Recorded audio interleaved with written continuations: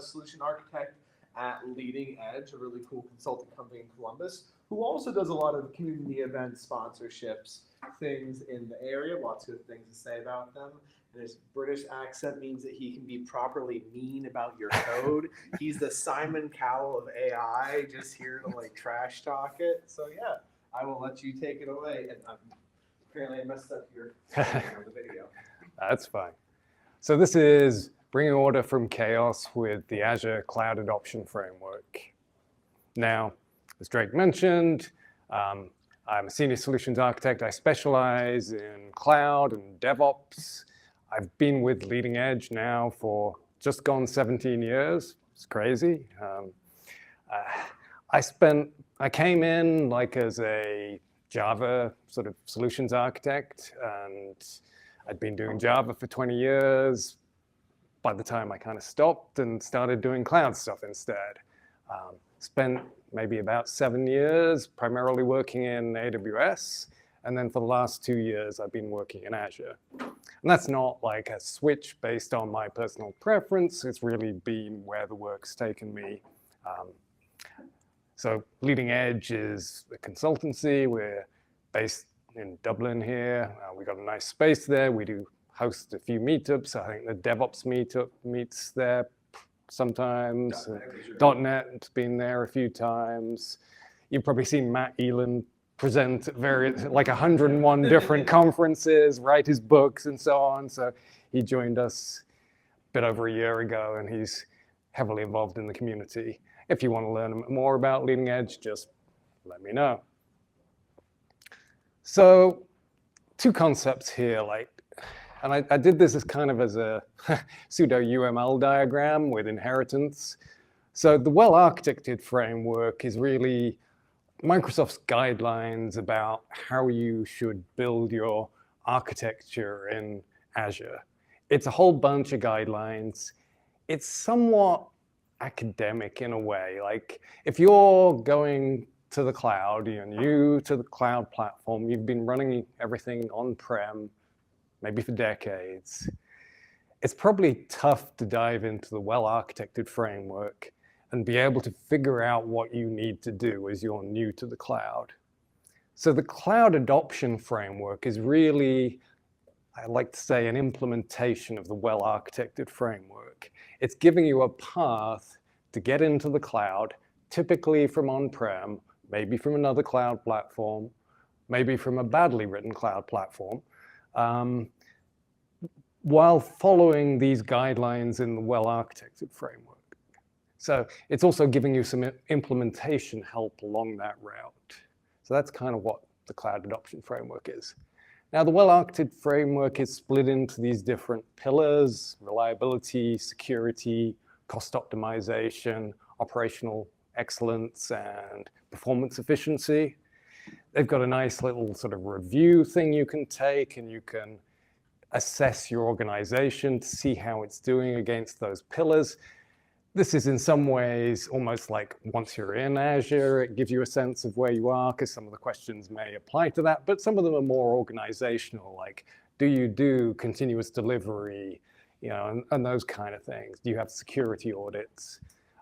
So it may also give you a sense of your maturity as a sort of organization before you start even going to the cloud, and what areas there's going to be gaps in that you're going to have problems with.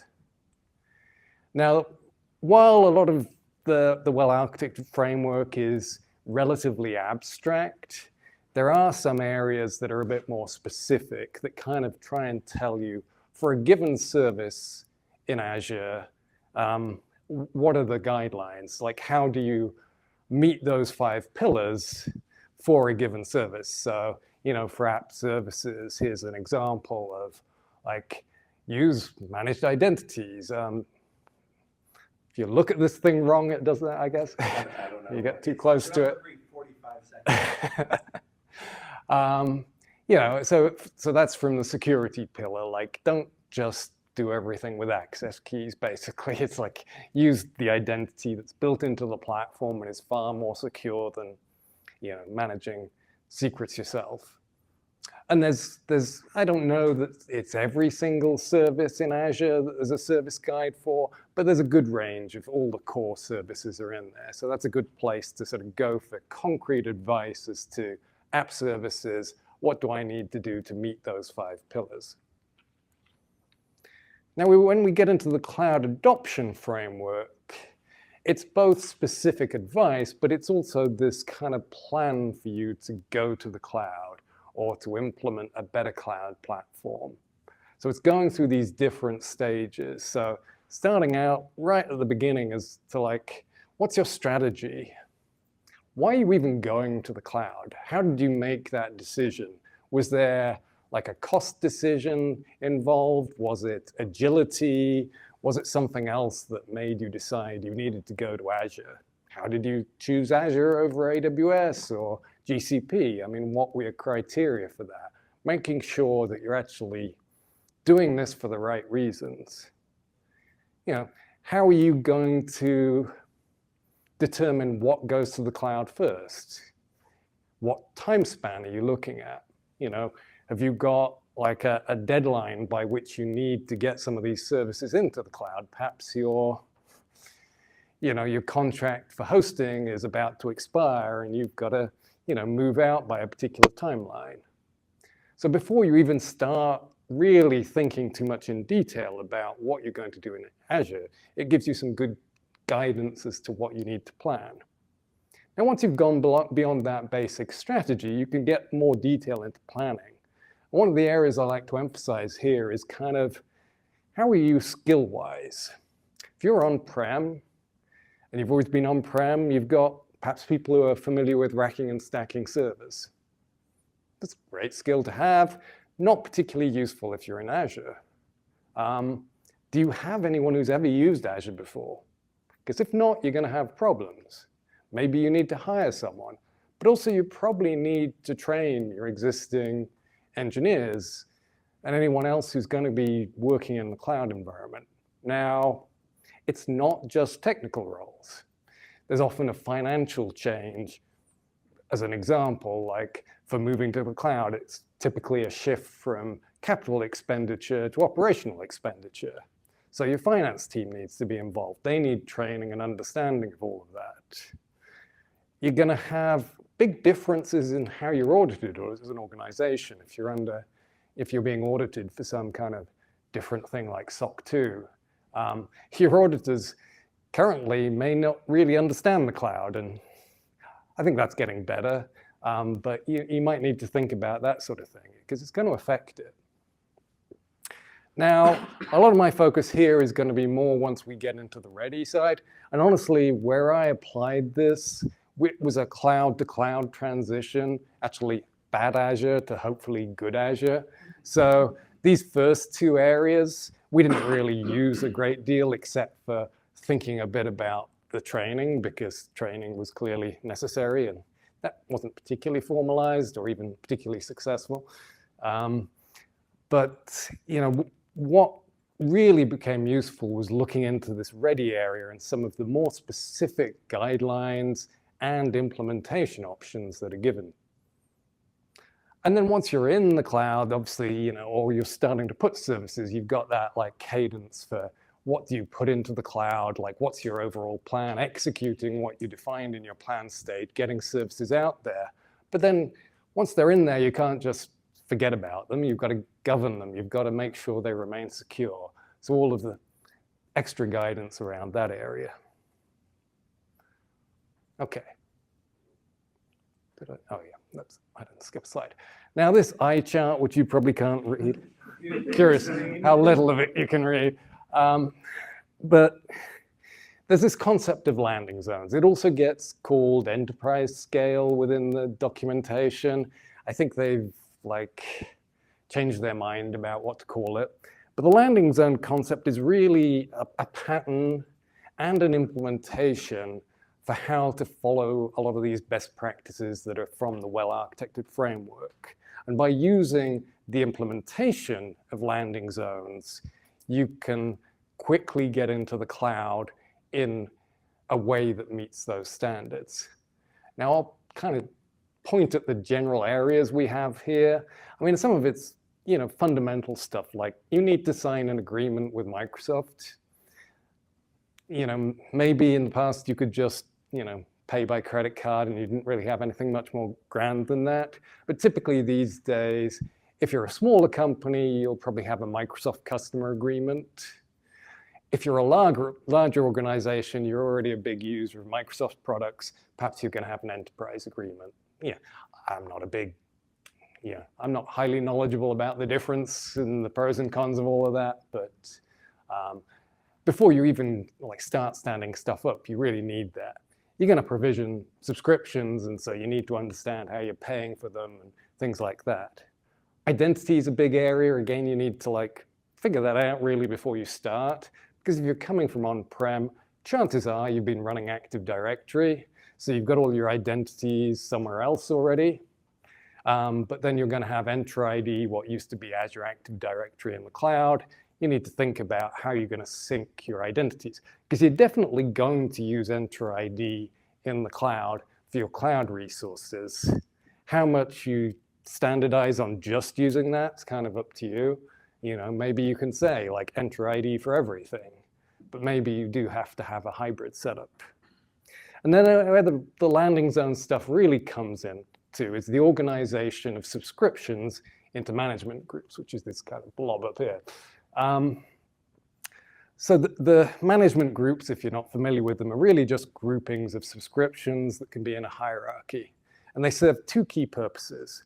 One is they're a segregation of responsibilities, so you can assign permissions, role-based access control based upon management groups, and then that gets inherited by everything below.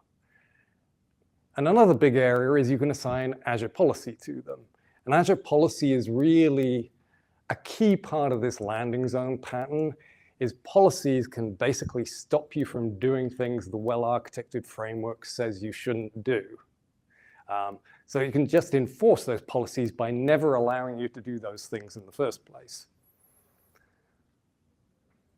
Beneath that, there's a connectivity subscription. It's optional, but it's if you're wanting to have a sort of hub and spoke setup, perhaps with networking back to on-prem or your office space, you've got VPN needs, you want a firewall for your egress, things like that. The implementations will provide you that hub subscription and networking and all of that good stuff.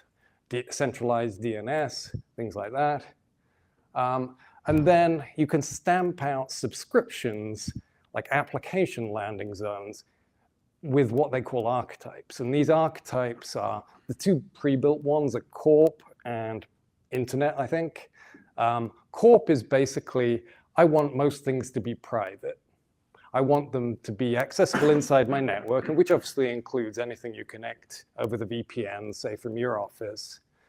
Maybe you want to expose things publicly, but they're not being exposed directly from that subscription. So I'm going to say, if I'm in a Corp subscription, I can't directly talk to the internet, or the internet can't directly talk to me, perhaps more specifically. And then Internet means I can talk directly to the internet can talk directly to me. I'm going to place less constraints on what you do. And you can use a mixture of those two depending on your applications, but it's kind of something that gets applied to the whole subscription. And like I mentioned, it's all based around Azure policy. There is an implied split here between platform and application. And it's almost implying that you have that split in your organization. There's some things that it's expected to centrally manage, things that are security related, things that are centralized networking, maybe some shared services, provisioning all this stuff to start with. So it kind of implies that you've got that organizational split, that you've got some core platform team. The organization where I did this, I kept putting on slides that we should have a platform team, or I just put that there was a platform team, and I kind of created it by putting it on lots of PowerPoints because there wasn't anything like that. There was just an engineering team. And then the other side of this is you've got those those application landing zone subscriptions. You ought to be able to delegate at least some level of access to your engineering teams to provision the stuff they want in those subscriptions. Knowing that they're working within the boundaries of the policies that the landing zone pattern has assigned, so they can only do things you've let them do based on those policies, and you know they're in their separate subscriptions, so if you give them access to that subscription, their blast radius is that subscription. They're not going to take down your hub network because they have no access to it. So this is great if your organization's set up that way. If it's not, maybe it needs to be. Like certainly once you get beyond a certain size, you don't want everyone having their own firewall, everyone doing things their own different way. Now, if you're not familiar with Azure policy, again, this is probably a little small to read, but it's basically just a JSON document. There are different types of Azure policy. In the landing zone pattern, there's really three main types it uses. So audit is basically looking to see if resources meet the conditions that are defined here. And like this might be, oh, I look at all your app services, and if the app service says public equals true, audit says this bad. And that's kind of what this one says. Like, and it's got a default value for the effect of the policy, which is audit. And that just means that if you go to the Azure Policy console, it gives you a graph that says, like, this many are green, this many are red, and it's going to be red because it failed to meet that policy. Now, in the landing zone setup, they bundle a bunch of these policies together into what's called an initiative, which is just a group of policies. And one of the policies, if you use that corp archetype, is PaaS services should be private. So it bundles this and a whole bunch of similar policies together and says default value deny. So you can never create an app service that's public in that subscription that's under a management group with this policy assigned. So day one, you're not doing it. And you're not doing it for any of those PaaS services, your storage accounts, your Azure SQL, what Key Vault, whatever it might be. So you really lock down. So people, the side effect of this is day one, you have to figure out what that means. Obviously, it means you need a VNet. Because if you don't have a network and it's private, then nothing's talking to it. But it also means you need to think about private endpoints, virtual network integration, and all those things, which the landing zone's not going to give you. The well-architected framework and the documentation may give you some advice about how you do that, but you're still going to have to implement all of that. This isn't going to be automatic. Now, so I've mentioned audit and deny. The other funky thing some of these implementations do is deploy if not exists. That's a little wild, but it essentially means it's going to create resources for you if you didn't create them yourself. The biggest area this does it is for a lot of this private endpoint stuff. And private endpoint essentially just puts a network interface in the subnet you tell it, which is great. But by itself, like, who's going to go to that IP address, that private IP address? What you want is when you have that private IP address, if someone's in your network, they go to that same DNS, so appname.azurewebsites.net, you want that to go to your private IP address instead of your public IP address. And you achieve that using private DNS and referencing your IP address. What the landing zone policies do is they add a deploy if not exists that adds that DNS record when you create the private endpoint. And it wires it up in your central networking subscription, so all of that private DNS is collected together. Now, I think the argument for why it does things that way is because you're over here in your app subscription, and we've delegated access to the application team. The private DNS is in your connectivity subscription owned by your platform team. This team doesn't have access to put a record in that private DNS zone. So by using a policy that does it automatically, you don't have to give them access to do that. So there's neat things in there, but they are a little spooky, and it does mean you have to wait 10 minutes for your DNS record to appear because it waits to make sure you didn't create it manually. I know I'm going through all of this. There's a ton of stuff. Like, feel free to interrupt me and ask questions. It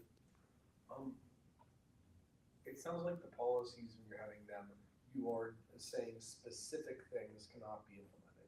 Is there a way to do, what's it called? Nothing is allowed, but what I say is allowed. I forget what it's called. Like, one is you block specific things. One is you like allow-based policies, where you say, hey, this resource group can only have, I don't know, Key Vaults or Azure Monitor or something.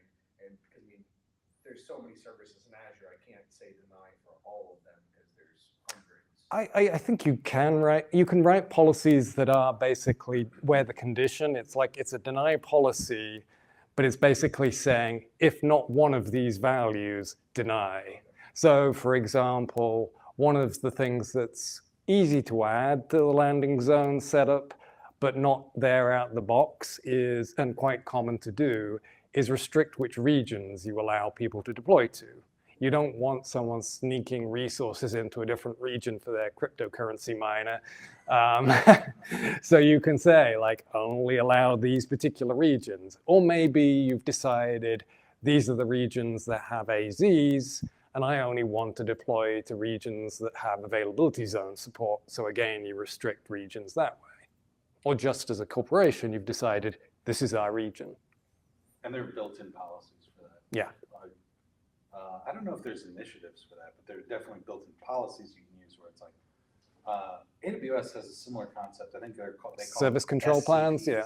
Service control policies? Policies, that's it, yeah. SCPs, which is basically like the same thing as an Azure policy that says only allow these resource types. Yeah. Right? And then you could turn off every resource type if you wanted to. Yeah, or maybe I guess like every billing type except like don't do any VMs except for these three or something. Yeah. Well, now you're getting into SKU, I think. Yeah. Right. So But that yeah. would be a level lower than just the resource type, right? But let's say you don't want anybody access. Sorry, I'm like, Yeah. let's say you don't want anybody access to Synapse. No Synapse, okay? I don't even know what Synapse is. You know, it's expensive, okay? Yeah. We don't want people accidentally provisioning Synapses. Reject that resource type altogether. Yeah. Talk to them. And policy, you know, the landing zone pattern comes with a ton of policies. There's nothing to stop you adding your own policies, augmenting them, tweaking the parameters. You know, maybe some of them are too restrictive and you have to turn them off for some reason or another. So if you actually want to implement this, I thought you'd like this. There's sort of three primary implementations for the landing zone implementation. Now you could just go into the Azure portal. There is supposedly, I've never actually found it, I've never looked for it. You can apparently click somewhere in the Azure portal and set this all up. Please don't do that. I mean, I don't know. I don't know how you manage that once it's done it, how you maintain any of that. But if you're doing like enterprise scale Azure, and your first step is to click up something, then you've completely failed the operational excellence pillar of the well-architected framework by doing that. So I don't know why they even provide this, honestly. I like emojis. Yeah. Now, Bicep, I mean, I'm sure Bicep's fine. I've honestly not used it a lot. My understanding is it's in JSON, and having come from originally doing CloudFormation in AWS in JSON, I was so happy when they added YAML support and we immediately converted everything. I never want to go back to writing infrastructure as code in JSON again, so that's partly my prejudice against Bicep. Bicep's better. It's a transpiler. It transpiles down to ARM in JSON, but it looks like Terraform. It is technically its own DSL. Yeah, yeah, but it's still JSON. I mean, it's the same exact ARM schema. Yeah. But it's in a DSL structure, but it's equivalent to the JSON. Yeah. And then Terraform, I mean, partly here, familiarity for me, knowing Terraform already, this was kind of the obvious solution for me, was to look at that implementation. And it's obviously, you're provisioning maybe not just Azure, you're provisioning perhaps Azure DevOps or GitHub, maybe some third-party services. You can do everything in Terraform as a tool, so that's nice to have. Now, a more recent addition is Azure Verified Modules. These are basically a series of so breaking up that big eye chart into sections, and then you can pick and choose which bits of it you want to use. And these Azure Verified Modules are built and maintained in a standard way, and there's a site for going and finding the details about them. That didn't exist when we did this, and I'll talk about that in a minute. Bicep, this is still like in preview, I think, the versions for Bicep, but the ones for Terraform are released. Okay, so now we're going to talk about Client X. Some of you may happen to know who Client X is based on where I consult, but name change to protect the guilty. It's not a social media platform, is it? It's not. No, okay. It's not that X. So the why for this project was things weren't good when I came in here. And I wasn't really tasked specifically to look at their cloud architecture, but it just horrified me. It's as simple as that. Everything was public and open to the internet. And to me, I'd done all this stuff in AWS. I would never have thought of exposing my database to the internet in AWS. They make it quite hard to do that. Well, it's not a default. It's a lot easier to make things public that shouldn't be public in Azure, honestly. It's like, for a lot of people, they just do it without really thinking. And while you can, say, it's only open to these IP addresses, unless someone's really verifying those IP addresses, it can just become a whole random list of every developer who's ever worked here, every hotel they've stayed in while they were traveling for business. Real examples. Yeah. Everything was using the admin password for Azure SQL to connect to the database, and all of those were in version control, and they weren't particularly good passwords. Everything was using access keys. Those were all checked into version control. Yeah, so not good. One of the APIs was mysteriously deployed in the wrong region. No one seemed to know how that happened or why, but given it was a core part of the service and it was using a database back in the right region, all these calls were doing 2 region hops every time. Wasn't great for performance. Oh, and by the way, development, QA, UAT, and production were all installed on the same app service plan. One tiny little server running 4 environments, and that didn't really help performance either. There was some stuff left over in AWS from when it used to be in AWS, and they hadn't quite migrated off. Of course, that was all public as well, so that it could be talked to. So not a good place to start. And I mean, because the names were so confusing of all the resources and things are all intermingled in the resource groups, it was hard to really say what was what, which meant there was a whole bunch of stuff running that wasn't used, maybe wasn't secure either, and was costing a ton of money, like thousands a month in just stuff running that wasn't used. So it was pretty bad. So I made a case for why we should clean this up. And it was kind of based around these pillars, which actually look somewhat similar to the well-architected framework. So obviously the big thing was security. That was what really leapt out at me. And this meant we want to add networking. We want to add firewall, WAF, Defender for Cloud. And as part of security, we want to use identity, because if we can use Enter ID and system managed users to connect to our database, to connect to other Azure services, we get out of the whole business of managing credentials and having to store those credentials somewhere. So suddenly we're magically more secure. We want to use infrastructure as code. I mean, I'm big on that anyway, but it just will help us be consistent across our environments. If the same infrastructure as code was used to provision dev and production, we can be confident that they're basically the same. You can still tweak the size of things or the count of things, but it's still essentially the same infrastructure. We don't want production to be running alongside dev or intermingled with dev. We're going to put those in entirely separate subscriptions. That also helps with things like cost management and knowing exactly how much production costs. We want things to be highly available, and we want them to have backups and maybe do some disaster recovery testing. And then I mentioned like cost efficiency, and then just generally following Azure best practices as stated in the well-architected framework. So what did this actually look like in terms of an implementation? This is kind of the same thing as that eye chart. It's just kind of highlighting the bits of that were important to us. So this was implemented using the landing zone architecture. And we've got our management groups up here. And we've got a bunch of subscriptions. We've got the corp archetype here. So that appears as a management group under which we've got other subscriptions. So we said these are going to be restricted from being public. We got a hub network. And pretty much all of this hub network was stood up by the landing zone implementation. So, setting up the hub network, setting up DNS, setting up point-to-site VPN. Now, we did add in Azure Front Door. So we needed to expose those things that needed to be public. We knew we wanted a web application firewall, so that's built into Front Door.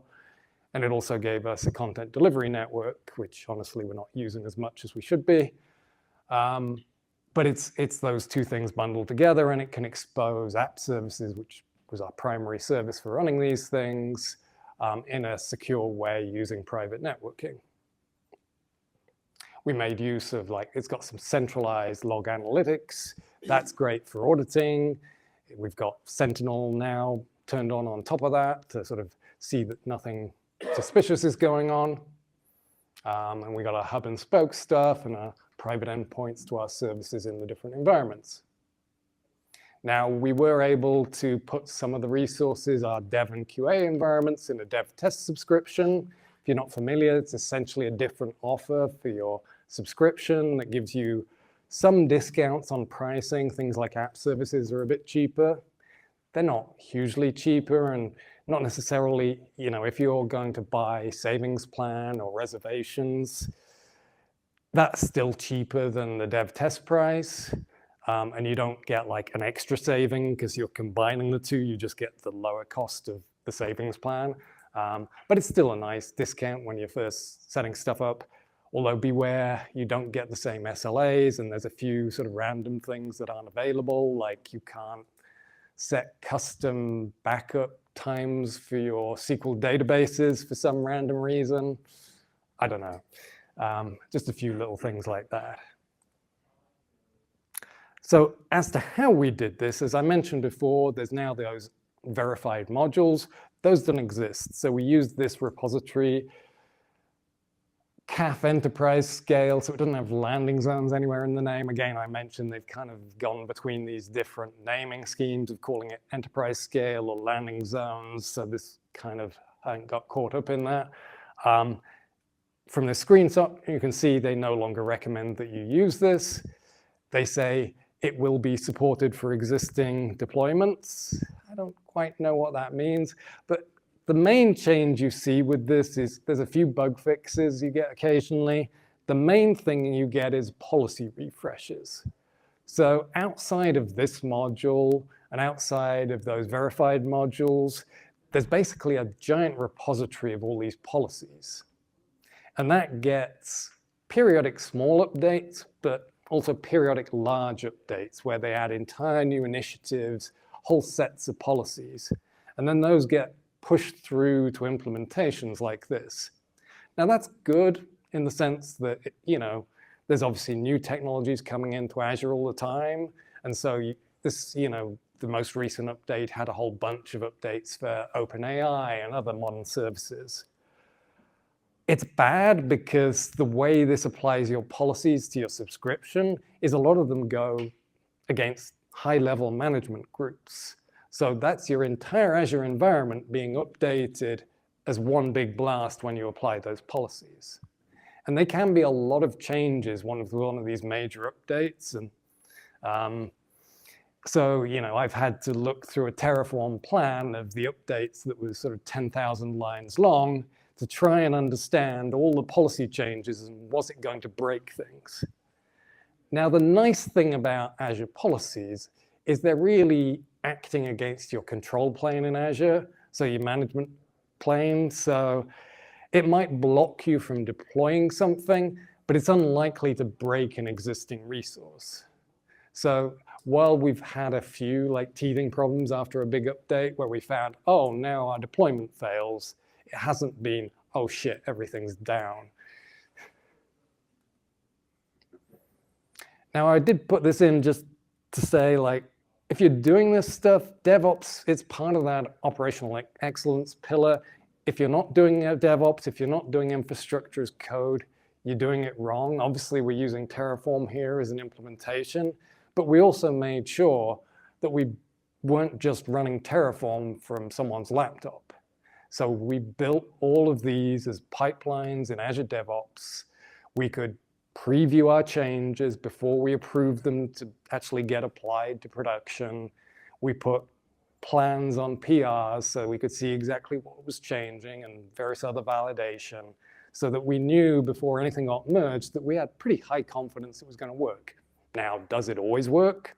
No, because if you've used Terraform, you'll know sometimes your validate will be fine, your plan will be fine, and then you apply it and it just randomly breaks, or there's something you don't anticipate that the sort of plan stage doesn't catch. But it's still miles ahead of where we would have been if we were trying to manually apply things and we had competing people trying to update things in parallel. So if you are going to automate things in the cloud, make sure you're doing this kind of thing, putting it in pipelines. We were in Azure DevOps, but it could be in GitHub Actions, or any choice is good, as long as it's automated.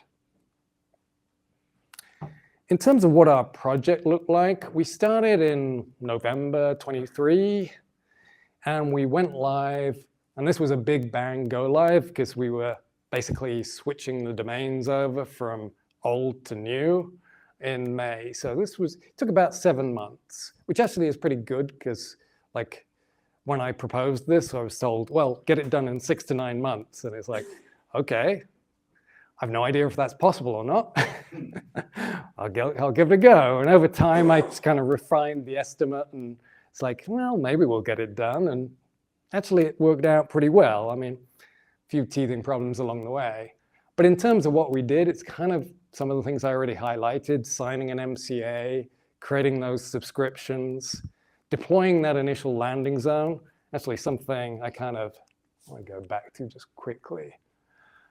One of the big things for us is because we already had stuff in Azure in the same tenant, we already had a subscription that was our production, our dev, QA, and so on, all in the same subscription. We didn't want to break that as we started doing this. And the nice thing about the way the landing zones work is they create this management group structure, and they only apply policies at this secondary level, what they call an intermediate root. And what that meant is that our existing ClickOps subscription was tied to the tenant root, and none of the policies applied there. So we knew those policies weren't going to affect anything that was in our horrible ClickOps environment. We weren't going to bring down production by adding the landing zone implementation. So that was kind of important to be able to actually execute this.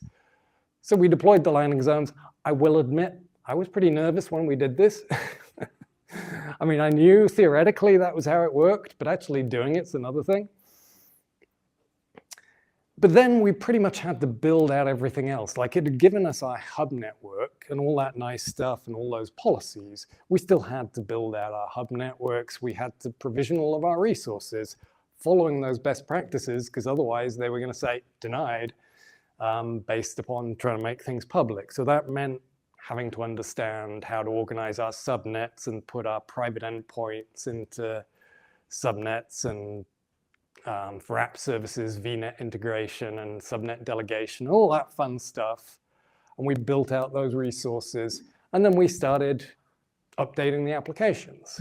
Because if your application assumes it's connecting with a username and password or an access key, maybe it's using an ancient SDK that doesn't even support managed identity, then you've got a little bit of work to do there, while all the time trying to maintain the code so that it will work in the old environment where it is using those things. So there was a bit of work in the applications to make those changes.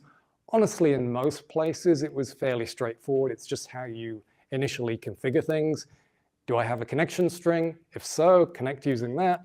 If not, connect using identity. And then we started deploying this up to our different environments. So starting with dev, get the dev environment provisioned, make sure everything works together. QA, UAT, production in a non-prod mode where it's not, using the real domains. And then eventually flip over in a big bang, which wasn't too bad, except we were taking Azure SQL and converting it to Azure SQL Hyperscale. And that conversion took about 3 hours. I think they've recently announced they've sped up converting to Hyperscale quite a lot. But when we were doing it, it basically sits there and says, like, in progress, 50% for 3 hours, which is really useful. Not stressful at all. Yeah, and you're doing that at like about 11 p.m. at night. And we had to do it twice because we screwed one thing up right at the end of our go live plan, and it corrupted the database. And we had to basically start from scratch with re-replicating the database. So it was a very long night. But overall, as a plan, it worked out pretty well. We had a number of big challenges. Azure Functions, I hate Azure Functions in so many ways. They're a leaky abstraction as far as I'm concerned. Like, you have to provision storage accounts for your Azure Functions. Best practice is that you have a storage account for each function app to serve as like a backing store for the files that your code. But it also uses like queues and tables and other things to manage things like blob triggers and various other integrations, durable functions and things like that out of the box. But if you're doing everything private, then that means you need private endpoints for your storage account. In theory, I would have loved to have used like the identity of the function app to talk to Azure Storage. In the end, we used a connection string because function apps, at least when we did this, can't talk to Azure file storage using the identity. So we had to use a connection string despite not wanting to. But it was just a lot to work through. There's a lot of fairly random environment variables you have to set to get it to work the right way and follow best practices. They're not particularly well documented. And so many examples you'll see basically assume everything's public, that it's tricky to actually do things right. Policy updates, as I mentioned, a big bang policy update was kind of scary and really hard to say in a CAB meeting, like, this is exactly what it's going to change. I have no idea.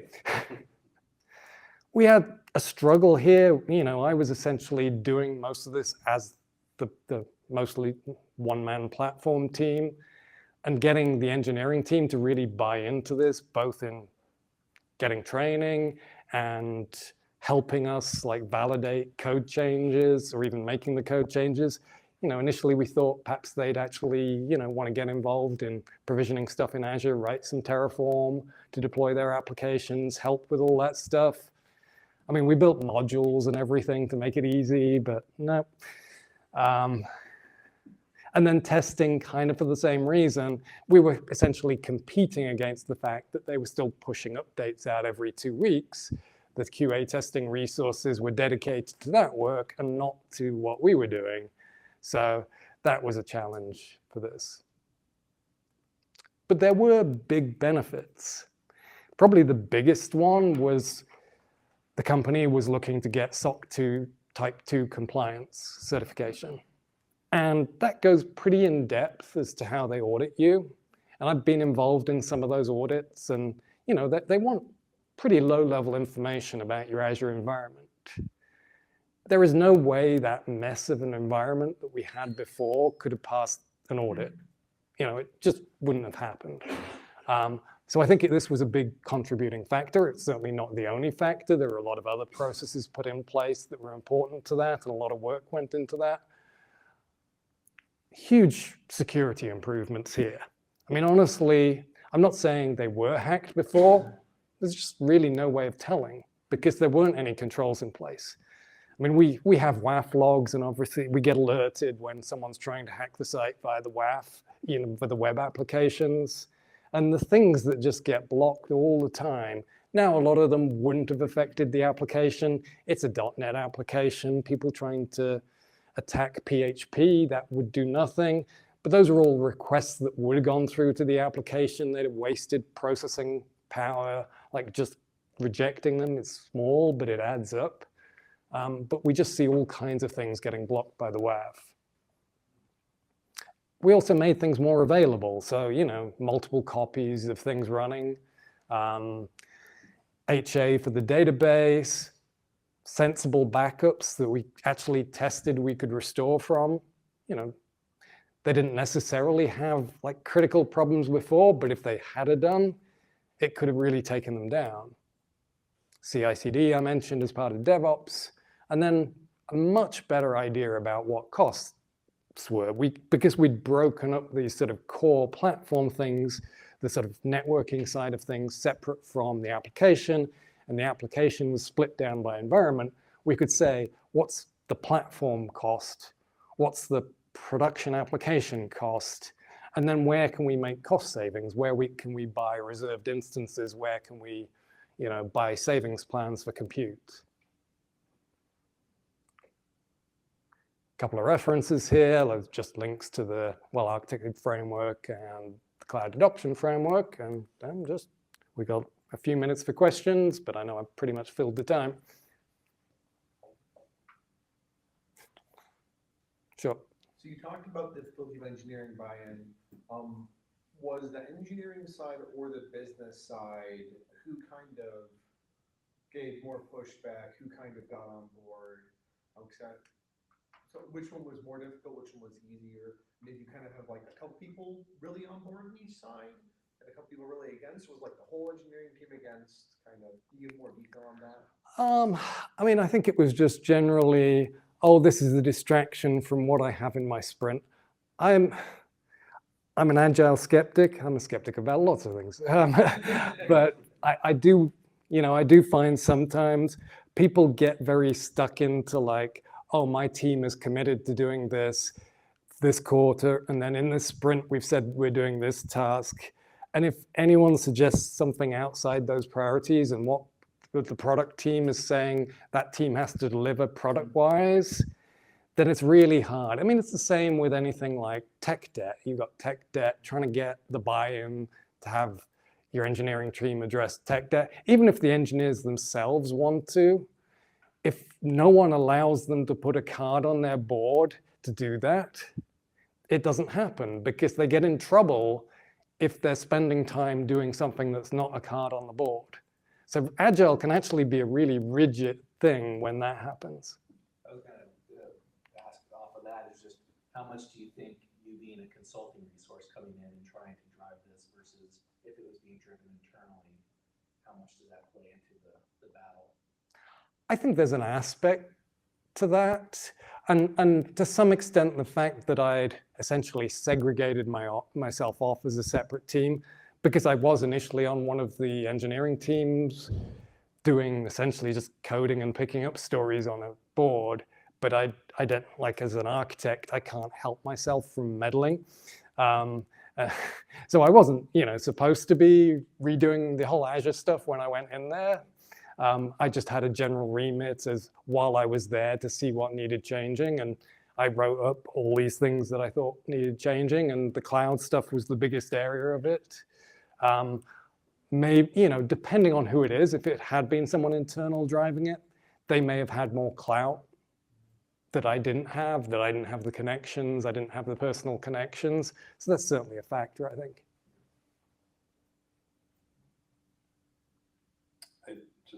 like the comment that was made about the silos. Your interpretation was like, oh, maybe it's an agile thing. It seems to me like those are, like, they're not doing DevOps. No. And then they have natural silo with dev team, like no operations is not our problem. Oh, it's very much throw it over the wall Exactly. still, yeah. Right. So this is like the classic dev shop that like is not like taking ownership of the operations architecture as like an aspect of the system. And that's very like that. I grew up like on dev teams like that. And I was probably that dev many years. But it's like when I first got DevOps, like it clicked in my head like what DevOps actually is. It's like, no, operations is a part of your architecture. And that's like how you manage your system. So the fact that these transformational stories are not on their boards, that's, I think, the fundamental flaw. It's not necessarily the agile, but it's like the organizational boundaries that are completely arbitrary, where it's like, no, these types of cards can't go on their board because they're just doing features. Well, what is a feature? Maybe a feature is security. Maybe a feature is like that this thing doesn't fall over, next Tuesday or whatever. So, Yeah, I mean, it's a struggle at a lot of organizations. I mean, a lot of the places I've consulted and a lot of other places, leading edge folks talk about working. They have many of the same challenges. People who just want to take the shortcuts, oh, we help them build all of this stuff in Azure using infrastructure as code, and then they want to go ClickOps, change things, and it's like, no, don't do that. Did you buy a bunch of copies of the Phoenix Project? I was actually going to say, in a week and a half, there is a book club on the Phoenix Project happening, I believe, at this office on Wednesday. Apparently, the whole Phoenix Project is free audiobook on YouTube, so you can just watch it on YouTube before then. Just making a plug for the DevOps meetup, doing it in 2 weeks on Wednesday. That book triggers me. It gives me PTSD. Which one? I was just reading it, like their story. Yeah. I was young enough that when I read those stories, like that is my understanding of what happened because I've never seen it. Yeah. And you guys are the ones that were actually there when that happened. Like, I can imagine. Yeah, I think there's a character named Sarah in the book or something. Yep. And at one company I consulted at, there was a Sarah, and I couldn't not connect the two in my mind, and it kind of applied. If you read the book, that's pretty harsh. Okay. Okay, Thank well, I you think, so yeah. much. 5 minutes, there's still pizza. we're gonna take a break. I think so. Are you pausing the live stream between breaks? Yep. I